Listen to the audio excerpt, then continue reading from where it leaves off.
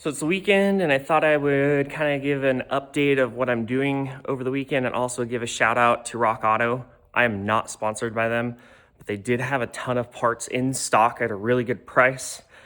I work at a shop in Bend, and it's cheaper than the price I could have gotten in Bend.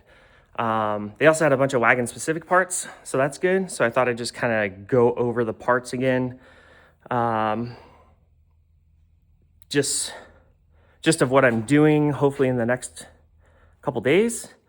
So far, I've installed on the wagon the rear hatch struts, wagon specific.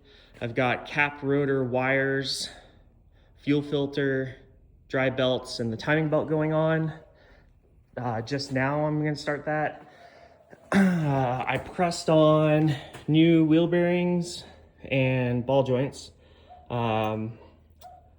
Gosh, I wish I could remember the ball joints. They're OEM branded, not OEM made equivalent, but they're OEM branded. It's who made the original SKP maybe, but I could be wrong on that. Then we got Delphi ball joints, Delphi trailing arm bushings. We got front sway bar end links, front brake kit, all Delphi upper, lower, front and rear control arms. I went with Delphi. They have really good product. And I was able to get everything Delphi front and rear. They don't sell them over here that much on the West Coast for some reason. So it was nice to see that they have them in stock. I got new front calipers, air filter, put the stereo and speakers in last night. I have another set for the rear, but I have to make the pods for them. I made pods back in like 2011 and actually sold them on Civic Wagon for a while. So I need to remake those, find my template. I should be able to slam those out in a couple hours. A condenser radiator. Now I don't know where my radiator cap went. I got some CV axles, brand new ones. It didn't come with any of them on the Civic Wagon, so that's why I had to do the wheel bearings as well. And then all the motor mounts and trans mounts. I still have axle seals showing up. All the strut, hat, bushings front and rear. The rear control arm, forward toe, it's the rear control arm, trailing arm, but it's the front link.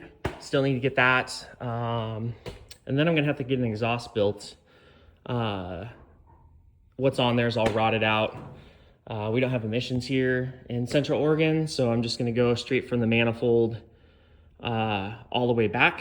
We're just with like a 2 1/4 with a, I don't know, a somewhat quiet muffler on it. It's not a rice rocket. It's not a motor swap. It's just D15. And then on Tuesday, my True Heart lowered bodied struts and lowering springs come. They're for sedan and hatchback, and the front of the wagon's the same. The rear is taller.